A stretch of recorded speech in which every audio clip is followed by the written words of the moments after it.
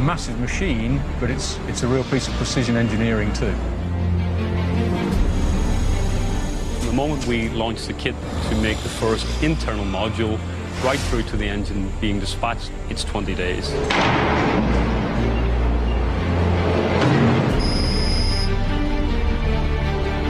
The fan blade delivers 75% of the engine's thrust. It shifts about 1.2 tons of air per second when it's at full throttle. After about 30 seconds, you've got to come away. You can't stand there too long. If you do, you just start burning.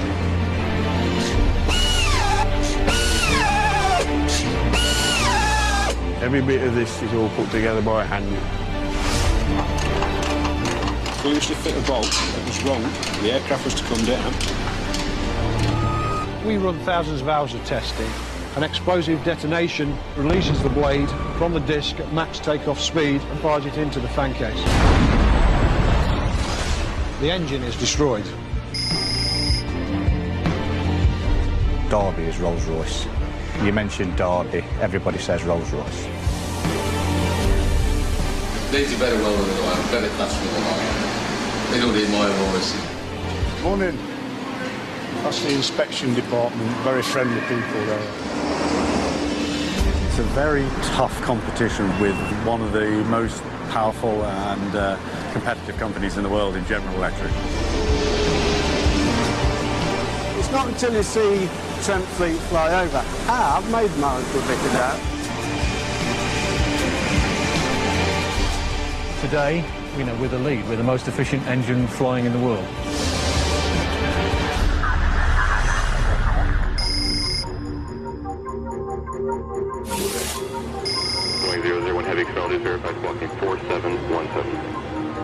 This is the Boeing 787 Dreamliner. Cap 35, cross runway 11, 200 to the ramp. Designed to be the most fuel-efficient jumbo jet ever, it's touted as the future of air travel. Even in sort of a grey Seattle day, that paint job is beautiful. After years in development, the plane is finally ready for its very first flight. The weather's atrocious, but it's a make-or-break moment for Boeing's first new airliner in 10 years. You know, our plane 8 is taxiing, and so we're proceeding inbound. I'm switching to... And no one's more gripped than these engineers watching live over the web in Derby. Because they have designed and built the plane's groundbreaking jet engines, using technology that'll save each plane £3 million a year in fuel. If the flight goes according to plan, Rolls-Royce could find themselves building the greenest, cleanest engine for many of the world's airlines, and securing orders in a highly competitive industry. The engine includes some of the most advanced aviation technology the world has ever seen. This is the story of how a British company leads the world in building the most advanced jumbo jet engines, and of the people who build them.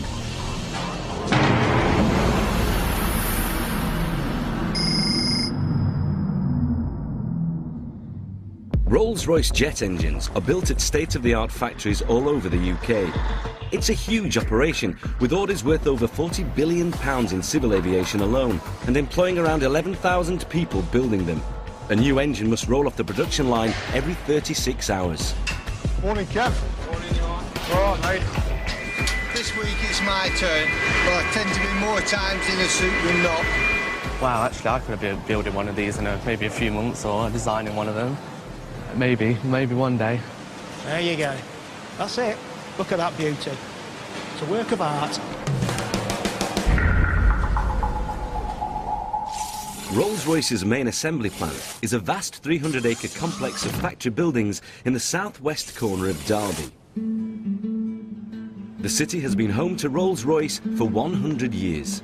And for many of the 250,000 people who live here, the company is a way of life, in work and play. They ensured me that they would arrive today.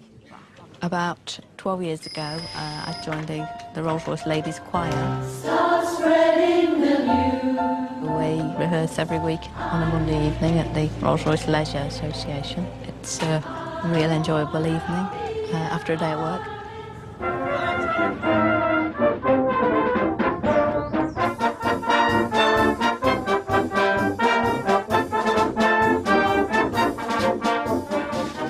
For many of those who work at the company, Rolls-Royce and Derby go back a very long way.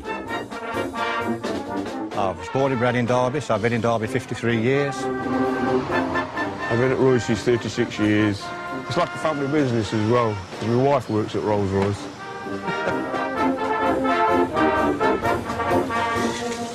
Without Rolls-Royce, I'm unemployed, you know, so it means a lot to us. Well, I think it means a lot to Derby, full stop, really.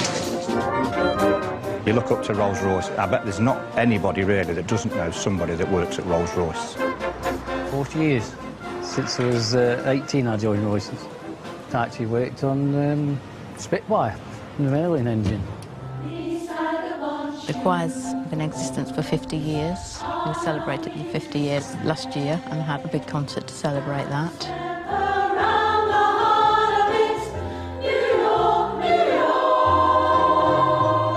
50 years and nearly 6 months.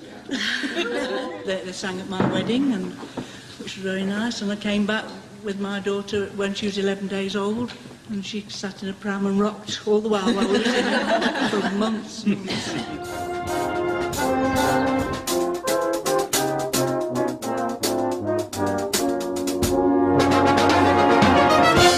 Derby is Rolls-Royce. We've got lots of other engineering companies, but you mentioned Derby, everybody says Rolls-Royce. The company used to be most famous for its luxury cars, but that all ended in the early 70s. Today, Rolls-Royce cars are actually made by BMW. The company's real heritage is aircraft engines. In fact, they've powered some of the world's most iconic aircraft, from Second World War fighter planes and the Harrier jump jet to the much-loved Concorde. And that heritage continues today, powering helicopters, business and military jets, and even ships. But the star product is the pioneering family of Trent jet engines, including the newest Trent 1000 for the Boeing Dreamliner. All the Trent engines are designed for jumbo-style wide-bodied airliners, like Boeing's 777 and the famous Airbus Super Jumbo. But this engine, for the Airbus 330, is the biggest seller of all. In 15 years, the Trent 700 has clocked up 13 million flying hours. It's a massive machine, but it's a real piece of precision engineering too.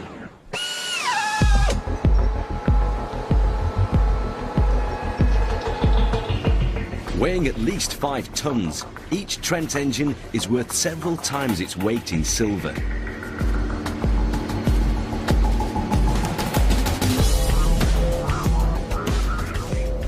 Only 2 companies in the world are capable of building engines this good. It's a very tough competition between one of the most powerful and competitive companies in the world in General Electric. If you look at all the latest new technology aircraft, all have selected Rolls-Royce engines to power the first flight. It carries a payload of 242 tons at 37,000 feet for 9,500 miles, which, as you can imagine, is a serious challenge for any technology to deliver. So it really is at the high end of manufacturing and assembly. And I often describe what we do as producing things of beauty.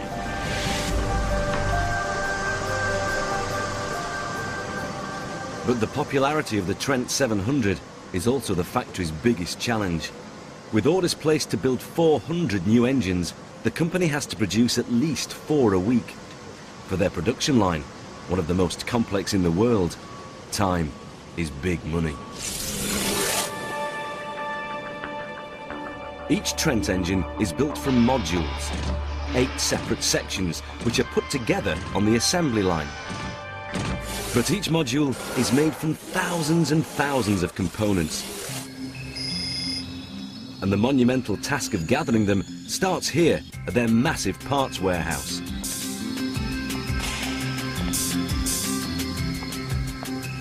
On average, with my pedometer, I average about 8 miles a day. on an average day, but if we have lots and lots of issues, my best is just under 16 miles in a day. Lots and lots of shoe leather use. Kevin Carr's job is to make sure every engine part is delivered to the assembly line on time. I do know the guys around here say, you know, you just give me a part number, show me a box, and I can tell you what it is and where it goes.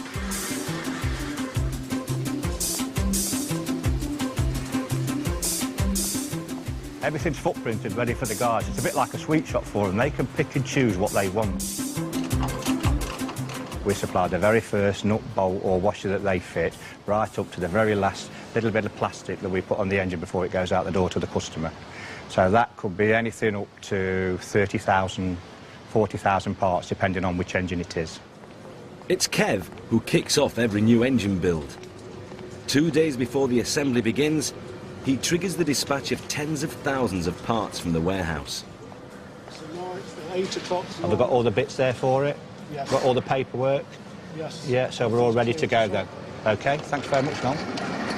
Looking at the boxes, you wouldn't know, but just looking at the odds and sods that are lying on the floor, there's nothing under £1,000. You've got the engine control management unit, roughly £750,000 worth in that box, just sitting there on a pallet. Anything up to £200 million worth of stock on the shelf. We have roughly 5 engines worth of stock of anything.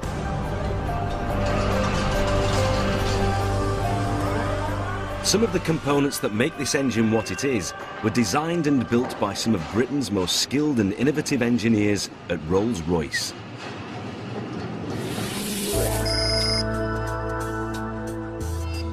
Nestling in the Lancashire Hills, 100 miles north of Derby, Barn Oldswick is where the first ever jet engines were developed by Sir Frank Whittle. And today this small community still plays a very special part in the building of every Trent engine. Raw materials arrive at the factory every day. Solid sheets of high-grade titanium. They're destined to become one of the components that make Rolls-Royce Trent engines truly unique. When you walk onto a plane, you look into the engine, that's the fan blade, and that's what we make here. Mike Wallace's job is to transform the raw metal into high-performance fan blades. The fan blade delivers 75% of the engine's thrust. It shifts about 1.2 tons of air per second, and the loading on the blade is something like 90 tons centrifugal load when it's at full throttle. That's like hanging 13 double-decker buses off each of the 20 blades. The enormous fan is what distinguishes a modern jumbo engine from older turbojets. They didn't have a fan at the front and relied entirely on the jet exhaust to thrust the plane forwards. Faster than a propeller, but inefficient and very noisy. But in a turbofan, like a Trent engine, the energy of the exhaust is harvested to turn the massive fan blades at the front, which in turn push huge amounts of cold air quietly around the sides of the engine. And that's what thrusts the plane forwards. The Trent fan blades are unique. So, which section is this? And it's all down to their design. The original blades used to be solid, but in order to get better performance, take weight out of the engine, it was designed to be hollow, and our manufacturing process, which is unique, has actually enabled us to make that and advance the technology within Rolls-Royce. Every single fan blade is worth as much as an average family car.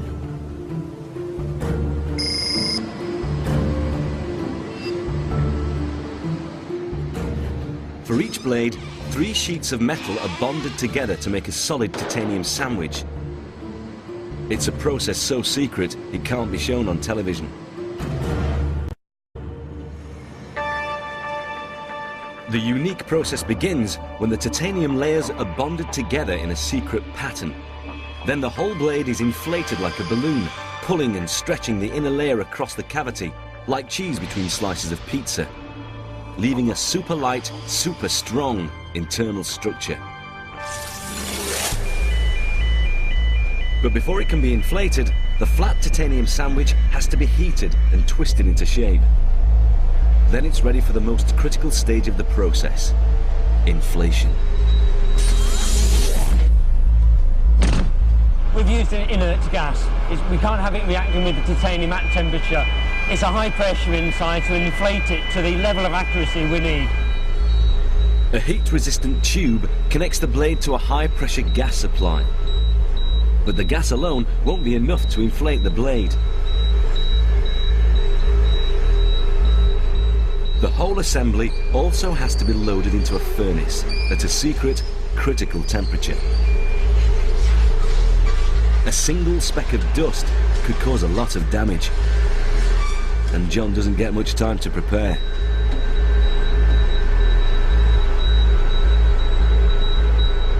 It gets very hot. After about 30 seconds you've got to come away. You can't stand there too long at all. If you do, you just start burning. All your gloves, fingers, everything. It takes 4.5 hours for the gas to slowly inflate the blade to its precise aerofoil shape.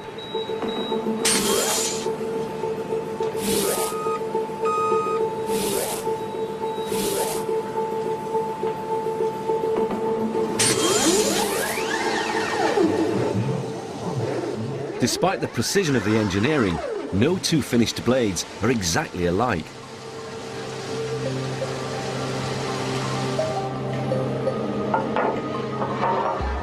And with 20 in each fan, it will only spin smoothly if the blades are perfectly balanced. So every one is precisely measured and weighed, then rung like a bell. Each blade has a different mass and different frequency, and we use that data to select where those blades are going to be positioned within the disc. So when we go to engine build, they're located and selected in those exact locations. This is the attention to detail that ensures every Trent engine is as safe and efficient as it can be. And with up to 150 blades leaving the factory every week, it's also the challenge that keeps Mike going. For me, it's exciting. After 27 years working on fan blade, it's still exciting. There's still a lot more to do. Rolls-Royce is a global company. Some parts of the engine are made and assembled at factories abroad. Getting them to the UK is Kath Taylor's job. This is the turbines purchasing department, where we source parts from all over the world, and my role in particular is to source the modules from mainland Europe. We're talking probably at the moment about 10 modules a week. Very occasionally we're affected by the weather or the ferries, but the bulk of the modules do arrive on time. It may be a global company, but the biggest single module is manufactured at another of Rolls-Royce's specialist factories just 50 miles down the M1. Mark Reed is in charge of building the massive protective case that shields every engine's fan blades.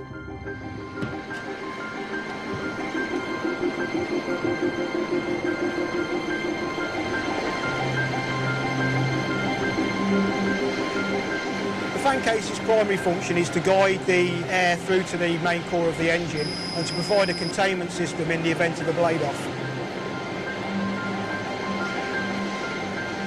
When the forging's originally constructed, it weighs 5 metric tons in weight, and then when it's finally finished machined, it weighs roughly 500 kilos. So we have to take a large amount of material off, and we have to machine it down to some very fine tolerances. Typical wall thicknesses can be around 2.5 millimetres.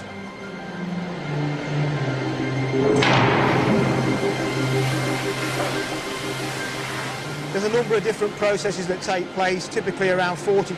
A component can spend up to 90 hours in the machine. So we put it on at the beginning of the week and we take it off at the end. And nothing goes to waste. Every sliver of precious material is collected and recycled to make more components.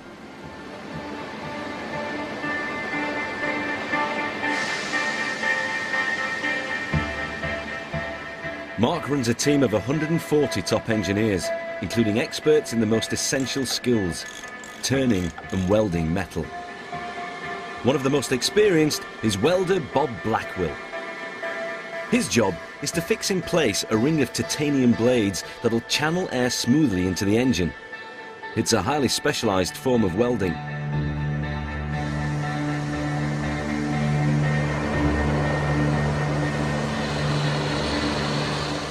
I'm a TIG welder, come sheet metal worker. I've been doing this job for 22 years now. All these vanes are different cambers to achieve the best airflow.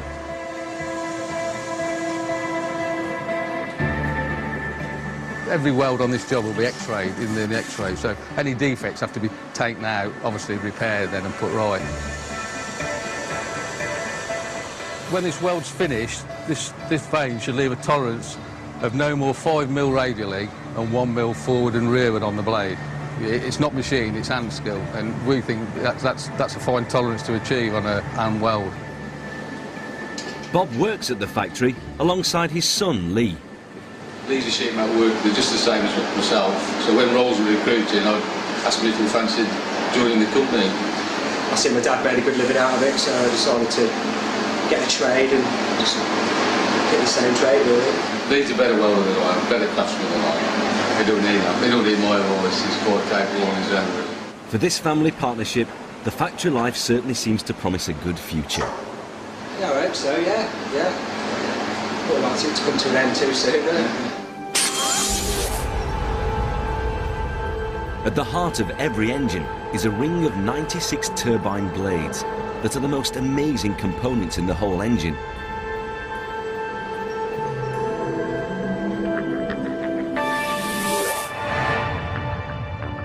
Jet engines work by sucking air into the core and through multiple compressors.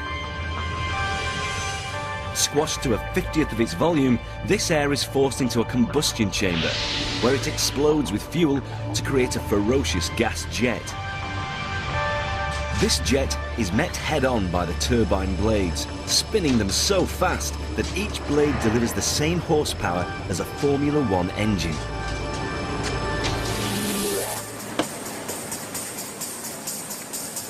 The job these tiny blades have to do is unbelievably demanding. The blade exists in a fairly harsh environment. It has to rotate at about 10,000 revolutions per minute, with a blade speed of about 800 miles per hour. The component itself operates at something like 300 degrees above the melting point of the alloy. To operate at around 1700 degrees, they're designed not to melt. Here you see the gas streams moving around the airfoil. At the bottom of the blade is the fir tree area, which is used to hold the blade into the disc. Above it you see the aerofoils with a peppering of cooling holes. To stop the blade melting, Rolls-Royce designers used computer modelling to design a blade that has a precise pattern of tiny air passages throughout. Here we see what the blade would look like if we didn't have it cooled. And you can see that there are some areas of red, which means that the component is too hot. We put a cooling system inside of the blade, which cools it down to safe levels, and that cooling system takes away the same amount of energy that would boil a kettle in a 20th of a second. But even with the cooling holes, no ordinary metal would be good enough. That's where the company's Materials Research Laboratory comes in, creating new metals with exactly the physical and chemical qualities demanded by the designers. To try and achieve the properties that the designers want, we will design some trial compositions of alloys with different recipes, different blends of the alloy constituents, and then we will test those samples and different mechanical and environmental tests, and from that we'll choose the best possible blends which will deliver exactly the balance of properties that they require. Using electron microscopes, the materials scientists can precisely analyse the microstructure of the alloy, checking that the crystal structure and mixture of metals is exactly as intended. We've got a team of research specialists, about 25 in the team here in the UK, and there are teams in Germany and the States as well. And we're trying to draw on all the expertise that exists in the academic network around the world to bring all the best expertise we can into Rolls-Royce. Even the finely balanced alloy recipe isn't the most advanced technology in the turbine blade. To cast the metal into its complex shape, a unique process is used, and it's another very closely guarded secret. It's done at a purpose-built foundry in Derby, where one of the few people who knows the secret is casting engineer Owen Draper. If you take a normal piece of metal and solidify it from being molten, you'd end up with something that looks a bit like a granite worktop. Lots and lots of little different crystals, all in different directions. That's not very strong because the different crystals, the joins and the boundaries between them, they just cause a weakness. So what we aim to do here is to create a single crystal. Single crystal, no crystal boundaries, therefore it's an awful lot stronger. The blade is made by growing a single crystal of metal into the correct shape.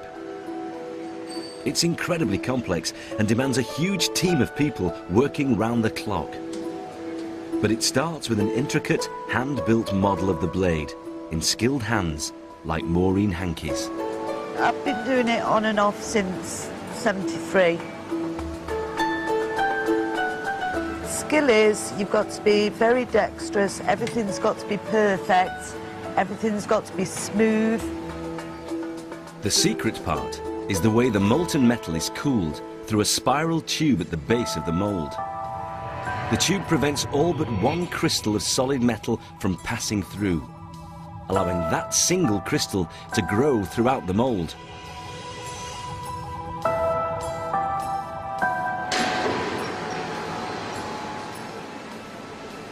Imperfections could ruin the casting at any stage.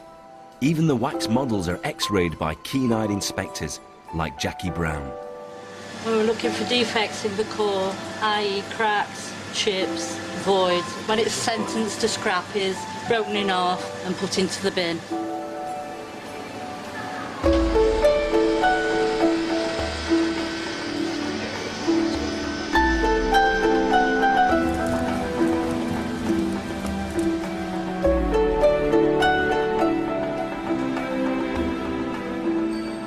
Once cast, every single blade is thoroughly checked, and checked again. By eye, by computer, and by X-ray. Even then, they're far from ready. Each blade goes through another 4 days of precision finishing in the hands of machinists like Steve Ball. We're all very good at what we make. We don't sometimes share it. It's not until you see Trent Fleet fly over. I've made miles good bit of that. And because of the extraordinary demands on the blade, its dimensions must be accurate to within 1/10 of a hair's width. We grind the fir tree to within 7 microns, which is a hell of a tight limit. Goes under a load of 18 tons, that does. If we stretched it with 18 tons, re-gauged it, there would be nothing. Everything would be to the micron the same. There's no alterations in the structure. There's no cracking. There's no stretching of anything on there. And bearing in mind, you've got 96 of those in an engine set.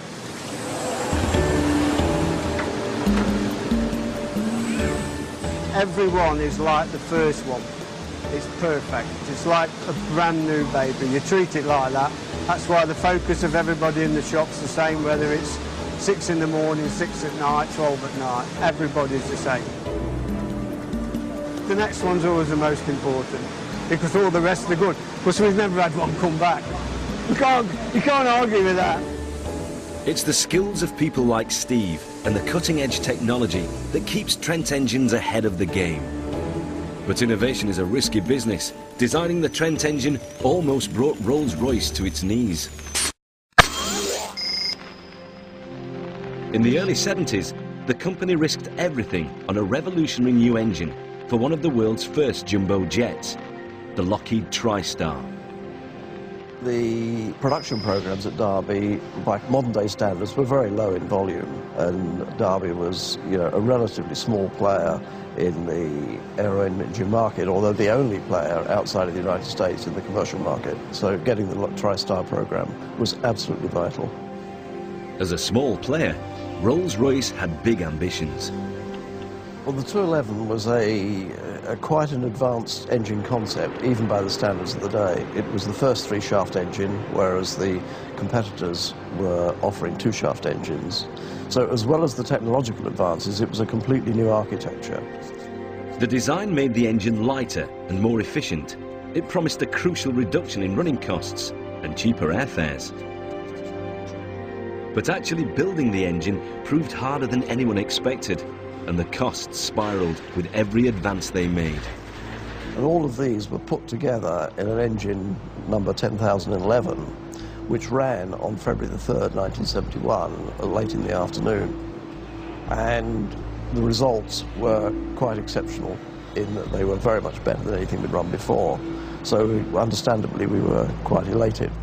It seemed the company was about to achieve its goal with their new engine, but the elation was short-lived. Until the next day, when in the middle of the morning we were all invited to go into the office and the announcement was made that the company had gone into receivership. It was too late. The project had bankrupted the company, and Derby was in crisis. There's hardly a family in the town that hasn't got someone working at Rolls, not just as manual workers and skilled craftsmen, but as research workers and designers. When the men came out at lunchtime, they were obviously shaken. Shocked. Just shocked. Looks very bleak, that's all I can say. I mean, looks very bleak, doesn't it? Did you ever believe this could happen here? Never. I've been here 27 years and I've never thought anything like this could happen. I think the government ought to really back us up a little bit. Quite a lot, because it's a household name, isn't it, Royce's? The government came to the rescue, saving thousands of jobs and giving Rolls-Royce and the people of Derby one last chance. The progress that was made during the following 12 months, 14 months post the bankruptcy was quite remarkable. And we actually managed to get the engine into service at the end of April 1972.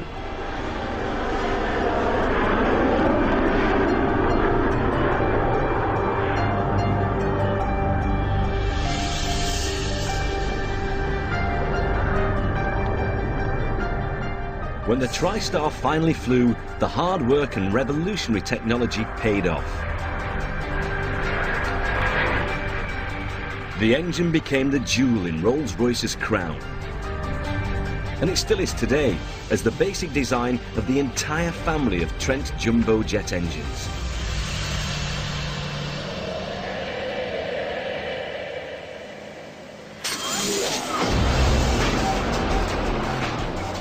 Launching Rolls-Royce onto the international stage, the engine helped them grow from a small player to a global competitor.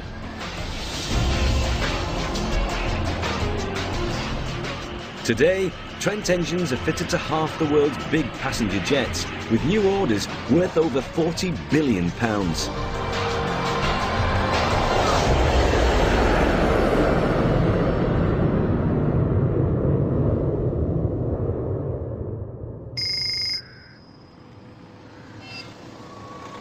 At the heart of the Derby factory is the main assembly line for all Trent engines. The line has to run like clockwork to take every build from first components to completed engine bang on schedule. From the moment we launched the kit to make the first internal module, right through to the engine being dispatched, it's 20 days. The countdown starts with assembly of the biggest and most complex modules. Hundreds of precision-tooled blades, hand-fitted and finished to perfection. 4 days in, and work begins on the engine's Kevlar-wrapped aluminium fan case. Over 4,000 engine control and transmission parts, fitted and wired, every one by hand. At the same time, an army of expert fitters begin the 9-day task of fitting together the engine's 8 separate modules.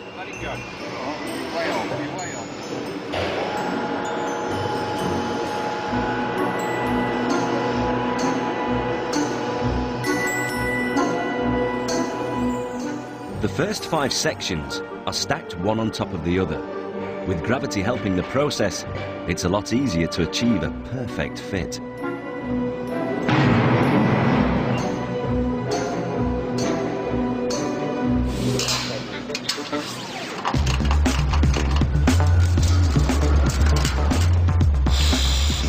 Every bolt is adjusted to a precise torque, and there are moments that require absolute concentration.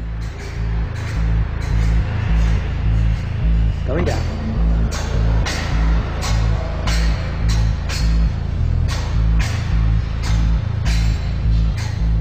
We're having to pass through the whole of the O4 module before we arrive at the coupling in the O3 module, and we take all the care we can not to touch the sides. If it ticks the paint off the shaft, then we have to recoat the paint for protection.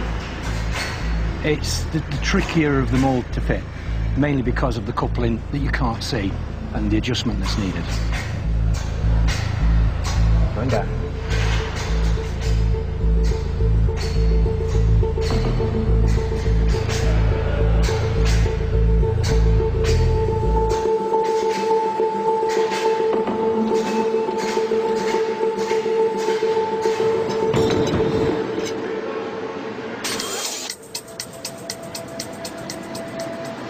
And there's the two shear keys that will ride up and locate in the slot.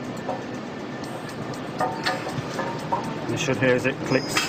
They've clicked in now. 1 week into the build, the fan is assembled from its kit of blades. And with each one worth as much as a family car, it takes an expert touch. We prefer to wear gloves. It keeps fingerprints off the blades and this grip as well. So it does stop them slipping out of your fingers. You don't want to drop it, do you? Certainly not. Certainly not.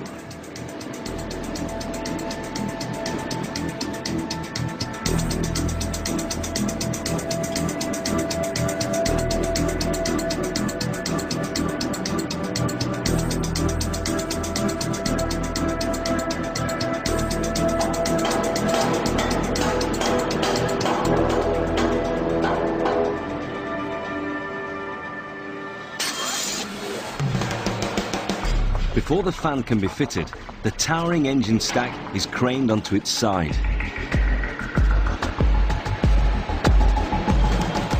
Two tons of precious metal swinging just feet from the ground. Finally, in the position it'll spend the rest of its life, the engine's ready for the last two and biggest modules.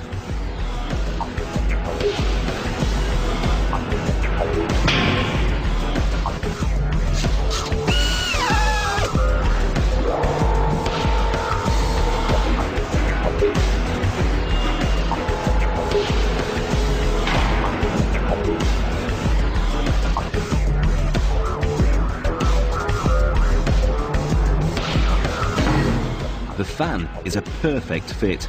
Its tips clear the lining of the case by a fraction of a millimetre, yet in flight will spin faster than the speed of sound. After 2 weeks of assembly, every completed engine is fitted with vast aerodynamic ducts and inched across to the factory's purpose-built flight test centre.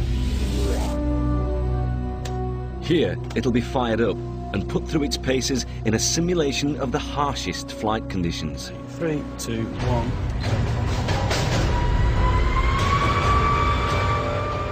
While engineers monitor vibration, rotation speeds and temperatures to ensure everything performs perfectly. Vibration is looking good. Max conditions now, hands down to 1. 3, 2, 1, go.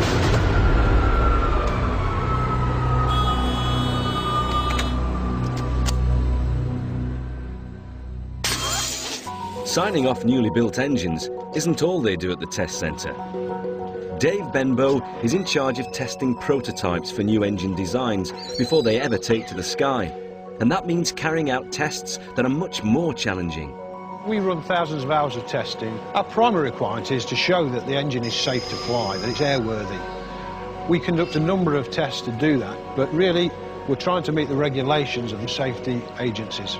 This engine is a flight test engine, and in that extent it has a lot of instrumentation that production engines wouldn't have, that you can see here is led up off the engine and into the pylon so that we can record the data on the test bed when it's installed. Testing is so exhaustive, it can take 2 years for each new design. The cold start test is a very important test. We need to be able to start the engine under cold conditions, cold as minus 40 degrees.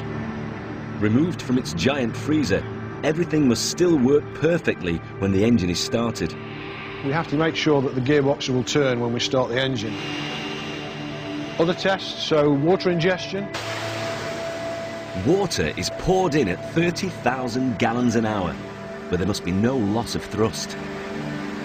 We have to demonstrate that the engine can cope with rain and hail ingestion, and that the compressors can cope with the amount of water going through the engine that it might get in flight, and that the compressors continue to run and that the combustion system remains stable. But one of the key safety requirements we have to ensure we meet is that in the unlikely event of the release of a fan blade, that it's contained by the fan case. Well, it's an absolutely key test in that we need to make sure that there's no chance of the fan blade escaping. On the test, there's an explosive detonation which releases the blade from the disc at max takeoff speed and fires it into the fan case. When this event happens, the energy that's generated by the blade coming off is about the equivalent of a 1-ton car being dropped off a 200-foot cliff. And the casing here then has to retain that and ensure that nothing is released outside of the fan case structure. So it's a hugely expensive test, but our commitment to safety and demonstrating requires us to take that asset and to complete that test, irrespective of what we're left with in the end. The engine is destroyed. Although it's contained the blade and run down safely, the components that are in that engine will not be used again. Effectively, that engine is then written off.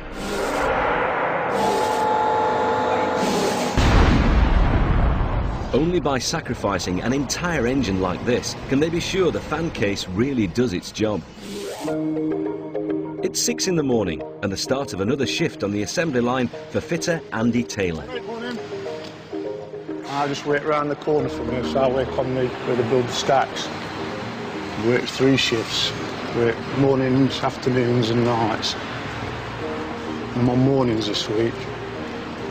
Morning. That's the inspection department, very friendly people there. This is my engine for today.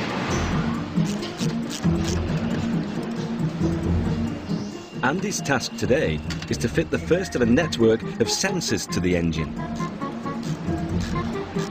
These are connected to the thermocouples. And these tell the brain of the engine that if there's an overheat problem, it'll tell it to like alter something inside the engine to cool it down, or vice versa if it's running too cold. When it's running, these sensors will measure temperatures, pressures, speeds and vibration at critical points in the engine. The sensors constantly feed that information to the engine's own electronic management system, its brain, that ensures performance is optimized at all times.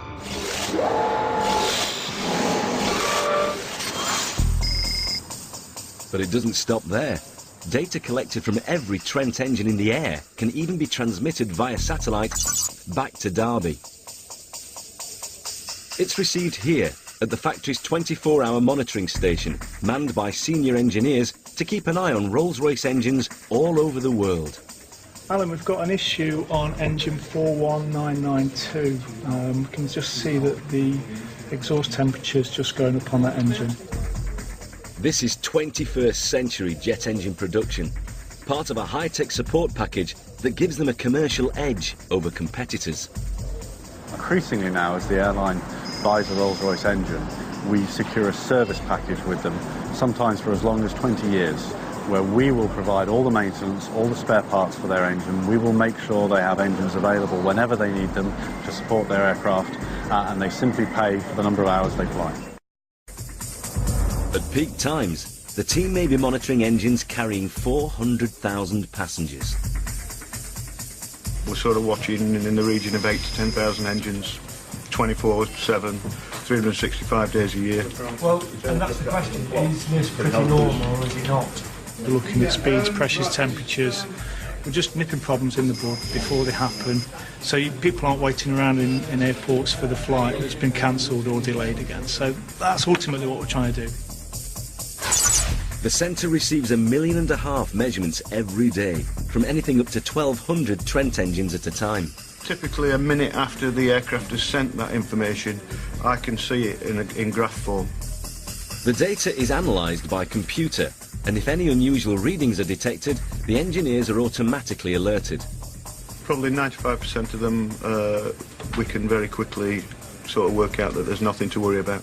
All the help desk engineers are experienced enough to solve any problem that might crop up. I worked with Rolls-Royce engines hands-on, mainly in the Royal Navy for 13 years.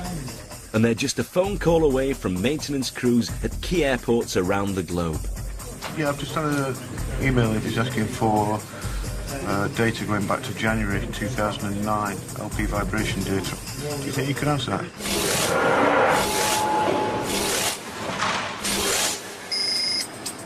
Back on the assembly line, this Trent engine has hit a problem, just 1 week away from its completion. The final module needed for the vertical stack has been held up on its way from Europe.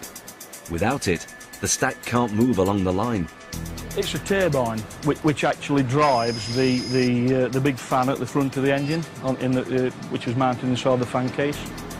The engine is stuck in the assembly tower, but the fitters can't afford to lose any time. Instead, they've identified parts that can be fitted ahead of schedule.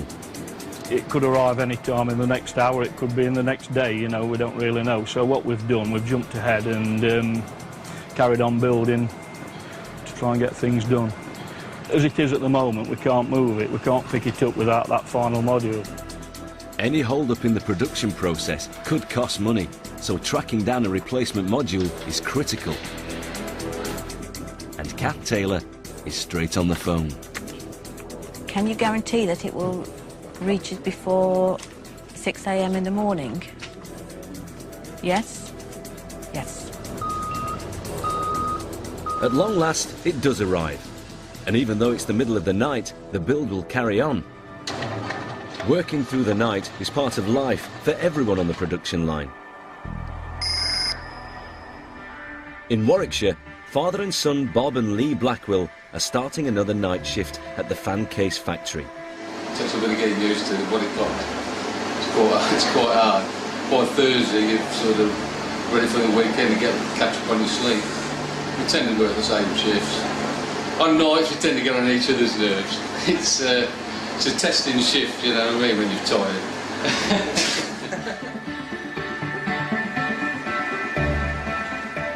Tonight, they're working on a new fan case, bigger than any other, to be fitted to a new Airbus that is currently being built. This is the biggest component that we've actually manufactured to date, 118-inch diameter, so it's a challenge. I mean, this is something that we're really proud of as an organisation. It's a first in everything that we're doing at the moment. It won't be long before these parts are put together to make the first complete new fan case. When finished, it'll be the biggest Trent engine of all, with the lowest carbon emissions, and could become the third Trent engine in a row to launch a new jumbo jet. It has actually been the fastest selling Trent engine in history. We already have orders for 1,000 Trent engines, and we will build that early next year. We will start testing it, and we hope to see it in the skies about 2 years from now. But investment in new technology is worthless without investment in new people, to keep manufacturing skills alive.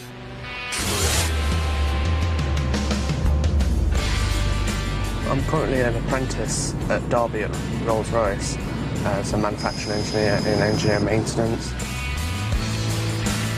Apprentice schemes like this are vital to British industry.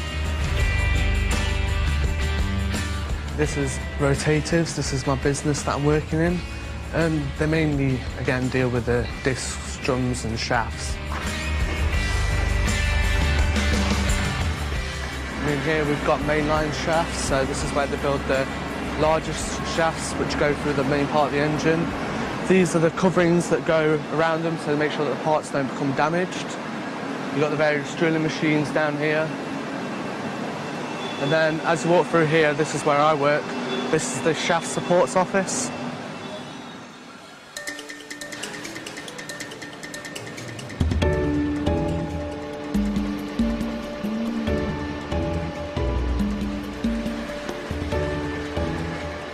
Like, from a young age, I was always into like building things and like designing.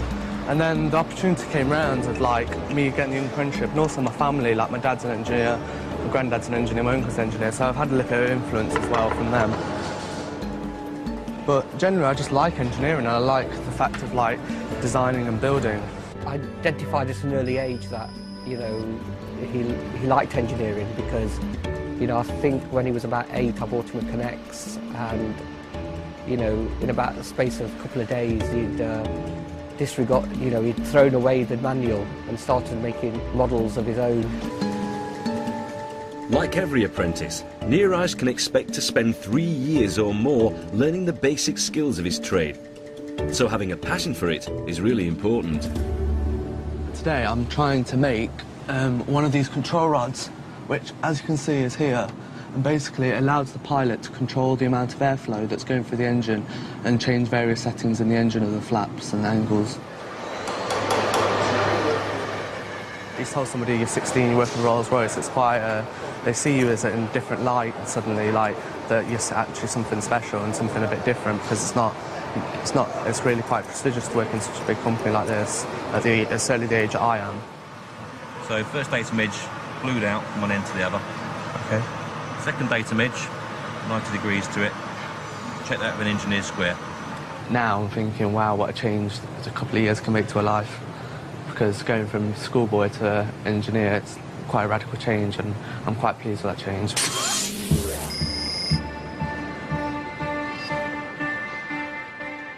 Once every engine is built and tested, its last stop is the customer delivery centre, where it has to pass scrutiny by engine inspector Mike Riley. It's a huge responsibility. His will be the last eyes to see inside the engine before it takes to the sky. I've been at Rolls-Royce for 5 years now. In fact, this month. Before that, I was in the military as a helicopter technician on first-line maintenance. I've actually wanted to work for Rolls-Royce for some time before I came to work here, and it took me 2 years of applying before I could get in. So it's not the easiest place to get into. Mike's is one of the most specialised jobs on the assembly line.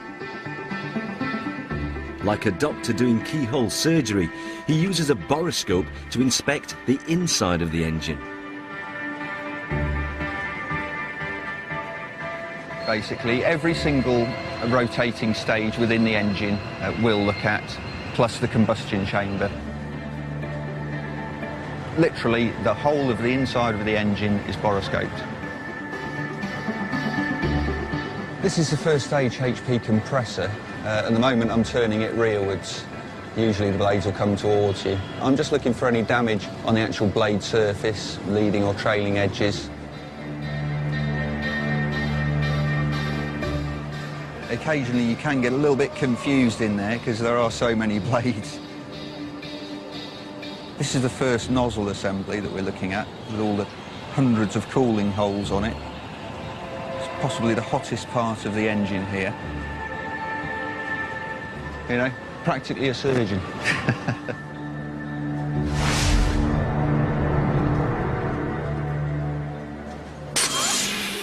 After Mike's final inspection, another Trent 700 engine is bagged up and ready to leave the factory. In a few days, it'll be in France and fitted to another Airbus 330 plane, just one of 300 engines built this year. These engines are Rolls-Royce's key to success, but it's keeping ahead of the competition that will secure the future for everyone in Derby. But right now, there's a big day ahead.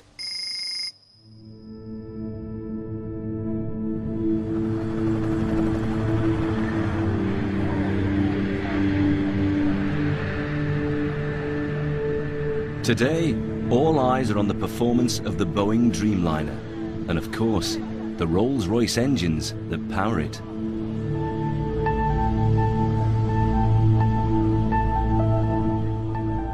It's a big day for the aeroplane out in Seattle, and an even bigger day for the team of engineers back in Derby, watching the preparations for the flight live online. As the aircraft prepares to take off and the engines fire up to full power, there's nothing anyone can do but wait, watch, and see what happens next. And here she comes, the 787 Dreamliner. Way to go, Rolls-Royce!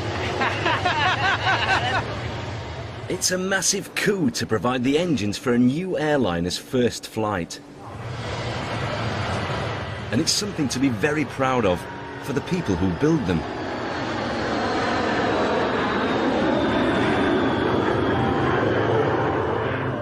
Quite an emotional moment for everybody involved, particularly for all the guys here who have built the engines, all the engineers who have designed it over the last 4, 5, 6 years.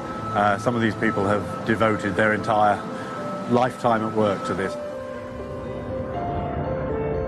Ecstatic, really. Really delighted to see the aircraft take off after what's been a pretty long and tiring journey to get this far, really.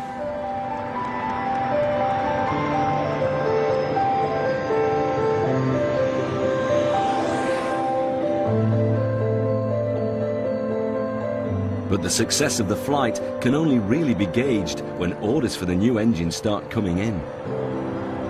Great news, another order for 5 Trent 1000 powered Boeing 787 aircraft were placed this morning. Particularly good because it's quite a tough market at the moment, and so it does show testament to the technology in this engine that even in this market people are still placing orders. It's a great day to be in the job, it's a great day to be in Rolls-Royce, it's a great day for Derby.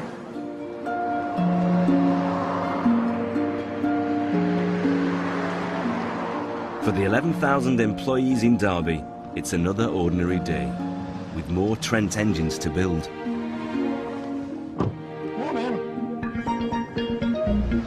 And in Warwickshire, it's the end of another shift for Bob and Lee Blackwell. But it's also the start of a new chapter in the story of the Trent engine, because the first fan case for the next engine in the Trent family is finally ready and about to be revealed. We've organised the corporate comms team to come down to take a team photo. So we're going to get everyone that's been involved in the project together. There you go, look at that beauty. There you go. That's it. Work of art. It's a work of art. It's something for Mark and his team to be really proud of. And a senior project manager from Derby is on his way to see the unveiling. That looks really good. It's really good. Pull it this way a little bit further, and then have those two sitting behind it. We can all gather round the front, guys. If everyone comes in round the front, gather round. We've got to get some photogenic people.